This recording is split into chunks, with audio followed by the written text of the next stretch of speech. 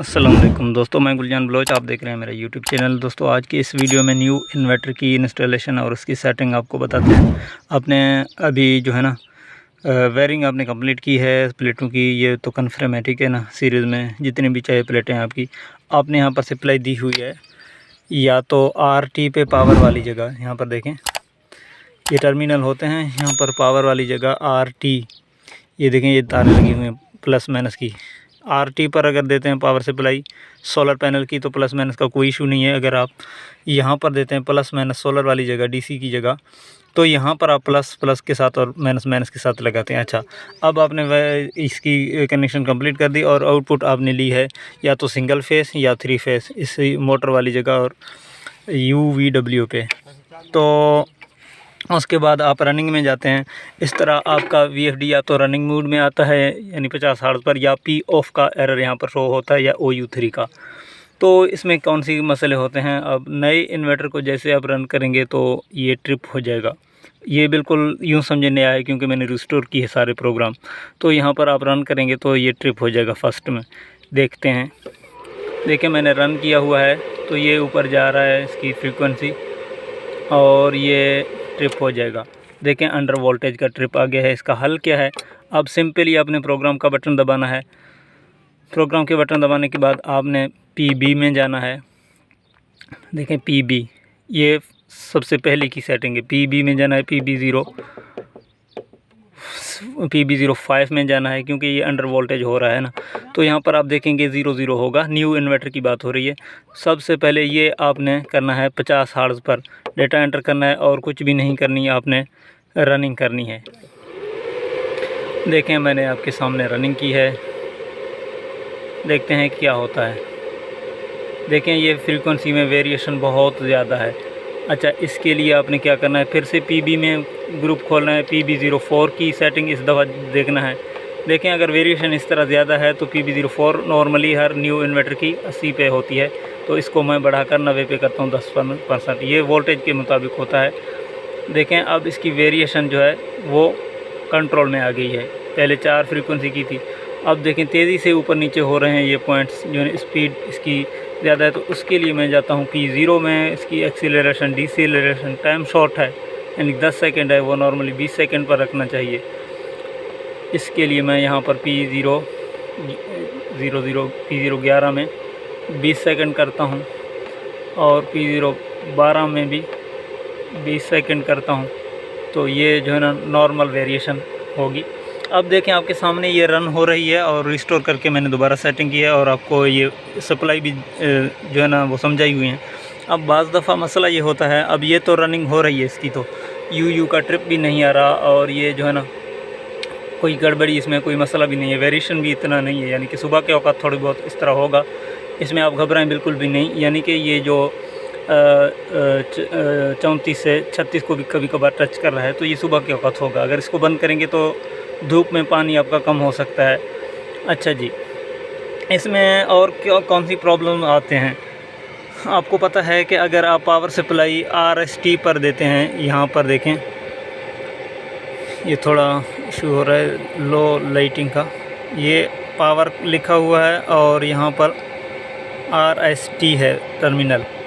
तो अगर आप देते हैं सप्लाई RST पर तो कोई इशू नहीं होगा, इस तरह आपका VFD भी रन हो जाएगा इन्हीं 2 सेटिंग में से। यानी PB04 आप एडजस्ट करेंगे कि आपका फ्रीक्वेंसी वेरिएशन का है या आपका ट्यूबवेल प्रेशर स्लो है, और आप PB05 को जो है ना वो 50 हर्ट्ज़ पर ले जाएंगे, यानी कि आपका UU का अंडर वोल्टेज का ट्रिप दे रहा है।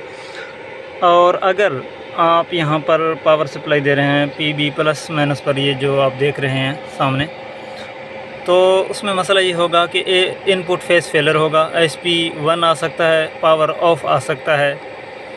तो उस सूरत में आपने क्या करना है, उस सूरत में मैं आपको बता दूं, अगर पावर ऑफ आपकी स्क्रीन पर शो हो रही है, बाकी तो यही सेटिंग होगी जो मैंने आपको करके दिखाई हैं, सिर्फ ये 2 सेटिंग होंगी।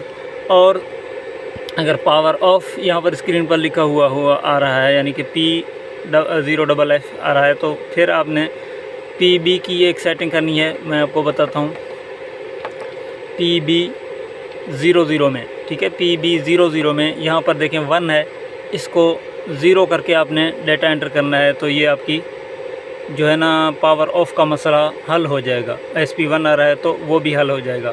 और अगर आप यहाँ पर दूसरी एक और मसला भी है, ठीक है ना। एक तो हुई पावर ऑफ का मसला, यानी कि उस सूरत में आता है कि आप यहाँ पर प्लस माइनस पर सोलर सप्लाई देते हैं तो पावर ऑफ का मसला आता है। तो फिर आपने वो प्रोटेक्शन बंद करनी है इनपुट फर्स्ट फेलर की। तो ये तो हुई क्लियर आपके सामने कि PB00 में आपने फिर ज़ीरो रखना है। और दूसरी मसला ये आ सकता है कि आप आउटपुट में अगर 2 तारें लेते हैं, सिंगल फेज़ चला रहे हैं, तो SP0 का मसला आ सकता है। उसके लिए भी मैं आपको बता दूं, अगर आउटपुट में 2 तारें आप ले रहे हैं, SP0 का आपको सामना है फॉल्ट का, तो आपने कौन सी सेटिंग में जाना है वो मैं आपको बताऊं। प्रोग्राम फिर से PB, इस दफ़ा पहले जो है ना पावर ऑफ के लिए PB00 की थी, तो इस दफ़ा PB01 की सेटिंग जो है ना वो चेंज करें, यानी कि वो भी 1 होगी। तो आपने यहाँ पर करना है 0 करके आपने डेटा एंटर करना है। ये आउटपुट फेस फेलर जो है वो प्रोटेक्शन बंद हो जाएगी, तो आपका VFD SP0 का फॉल्ट नहीं देगा 2 तारों पर भी। अगर आप 3 तारें चला रहे हैं और फिर भी SP0 का आ रहा है, तो अपना आउटपुट पावर सप्लाई ठीक करें, ना कि यहाँ पर प्रोटेक्शन बंद करें, क्योंकि फिर खतरे की बात होगी आपकी मोटर के लिए। तो उस सूरत में तीन फेज़ वाली मोटर के लिए, 3 फेज़ वाली मोटर के लिए ये प्रोटेक्शन बंद नहीं करना चाहिए। और सिंगल फेज़ आप 2 तारों वाली मोटर चला रहे हैं सिर्फ, तो उसके लिए ये बंद करके चलाएं, ताकि आपका जो है ना आउटपुट में जो चीज़ लगी हुई है वो चल सके।